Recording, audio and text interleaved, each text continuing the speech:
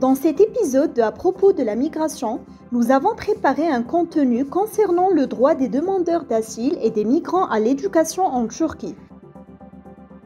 Selon les lois nationales, tous les enfants en Turquie, y compris les étrangers et les demandeurs de protection internationale, les réfugiés et les personnes bénéficiant d'une protection temporaire, ont le droit de recevoir une éducation. L'enseignement dans les écoles publiques est gratuit en turc et conforme au programme d'éducation en Turquie. Dans les écoles publiques, l'éducation de base se compose de 3 étapes, à savoir l'école primaire, l'école secondaire et le lycée, et couvre une période de 12 ans.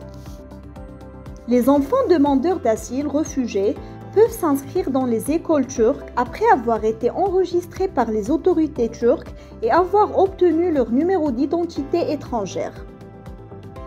Le ministère de l'Éducation nationale est chargé d'assurer et de gérer l'accès des demandeurs d'asile réfugiés à l'éducation. En plus des écoles, les réfugiés et les demandeurs d'asile peuvent s'inscrire gratuitement dans des cours de formation, y compris les cours de langue turque, dispensés par des centres d'enseignement publics. Définition de l'éducation. L'éducation commence dès la naissance de l'individu. Il se poursuit tout au long de la vie avec l'interaction de la famille, de l'école et de l'environnement. Le système d'éducation en Turquie. Le système éducatif turc a été façonné conformément à la loi fondamentale sur l'éducation nationale numéro 1739. Il a été conçu sous 2 rubriques principales, l'éducation formelle et non formelle, ainsi que la loi fondamentale sur l'éducation nationale. L'éducation de base en Turquie consiste en un total de 12 ans et tous les enfants ont le droit d'accéder gratuitement à l'éducation de base. L'éducation formelle. L'éducation formelle, il s'agit d'un enseignement régulier sous le toit de l'école, avec des programmes préparés en fonction de l'objectif pour des individus d'un certain groupe d'âge et de même niveau. Préscolaire, pas obligatoire, de 3 ans à 5 ans. École primaire, obligatoire, de 5 ans jusqu'à 10 ans. École secondaire, obligatoire, de 10 ans jusqu'à 14 ans. Le lycée, obligatoire, de 14 ans jusqu'à 17 ans. Documents requis pour l'enregistrement des enfants réfugiés dans l'éducation formelle. L'inscription des enfants réfugiés à l'école est déterminée par la Commission provinciale de l'éducation, établie au sein de la Direction provinciale de l'éducation nationale dans chaque province. Documents requis pour l'inscription. Document d'identité d'étranger valide commençant par 99, délivré par l'administration provinciale de l'immigration. Il est délivré par l'administration provinciale des migrations de la province où réside le bénéficiaire. Dans ce contexte, les demandeurs d'asile peuvent bénéficier de l'éducation, de la santé et de droits similaires dans leur province de résidence. Preuve de résidence obtenue auprès de l'état civil ou du chef. Acte de naissance écrit. Autres documents que l'école peut demander, attestation d'équivalence, relevé de notes, diplôme, etc. Le e-école. C'est le système où les procédures et les transactions liées aux étudiants et à l'administration dans les écoles institutions affiliées au ministère sont effectuées par voie électronique et les informations sont stockées.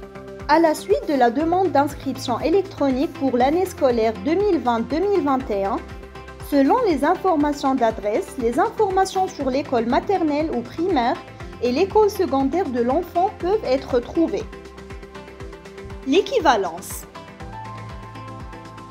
Des procédures d'équivalence sont effectuées pour les étudiants étrangers venant en Turquie pour être inclus dans le système éducatif turc. Avec le processus d'équivalence, la classe, le domaine, la branche ou le département dans lequel l'étudiant sera éduqué et déterminé.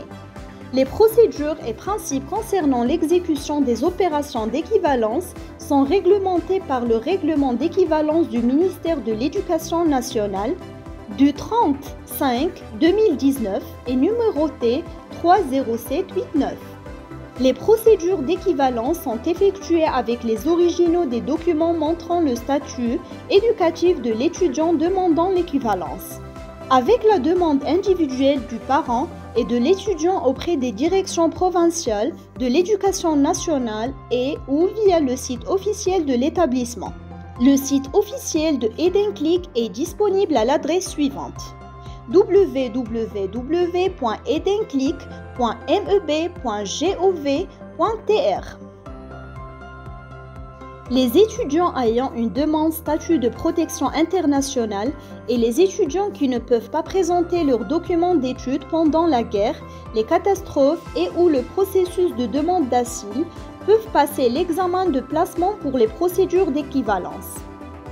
L'examen de détermination de niveau est administré sous forme écrite, orale ou pratique par les commissions établies par les enseignants des cours concernés, sous la présidence du directeur d'école dans les écoles déterminées par la direction provinciale de l'éducation nationale ou les centres d'équivalence. Il n'y a pas d'examen de détermination de niveau pour les élèves du primaire. L'admission de l'étudiant dans les établissements d'enseignement se fait en tenant compte de la déclaration du parent, gardien et de la tranche d'âge de l'étudiant. Des examens de placement pour les élèves ayant des besoins éducatifs particuliers ou des talents particuliers sont organisés et évalués en coopération avec les centres d'orientation et de recherche. Éducation formelle, préscolaire, maternelle. L'enseignement préscolaire est le nom de la période qui couvre les enfants qui n'ont pas encore commencé l'enseignement obligatoire. C'est le processus éducatif qui prépare l'enfant physiquement et mentalement à la vie et à la période de scolarité obligatoire. Établissement d'enseignement préscolaire. La crèche d'enfants qui dispense un enseignement aux enfants d'âge préscolaire est décrit comme une classe maternelle et une classe de pratique. La crèche est un statut différent de la maternelle. Les écoles ouvertes exclusivement en tant qu'école matérielle ne sont destinées qu'à un certain groupe d'âge, tandis que les crèches d'enfants proposent un enseignement dans les écoles primaires en tant que sous-classe. Selon le règlement du ministère de l'Éducation nationale sur l'enseignement préscolaire et les établissements d'enseignement primaire, l'âge, le statut d'entrée à la maternelle est: il est prévu qu'elle soit de 57 à 68 mois, à partir de la fin de septembre de l'année au cours de laquelle l'inscription est faite pour les classes de maternelle et de pratique. Après l'inscription des enfants résidant dans la zone d'inscription de l'école et qui entreront à l'école primaire à la rentrée prochaine, les enfants de 36 jusqu'à 56 mois sont acceptés en maternelle et pratiquement les classes avec des moyens physiques suffisants. Les enfants âgés de 45 à 56 mois peuvent également être inscrits dans des classes de maternelle. Merci d'avoir regardé notre programme. En vous abonnant à la chaîne Migrant TV, vous pouvez être informé de notre contenu sur le processus et l'agenda de migration. Nous vous souhaitons des jours sains.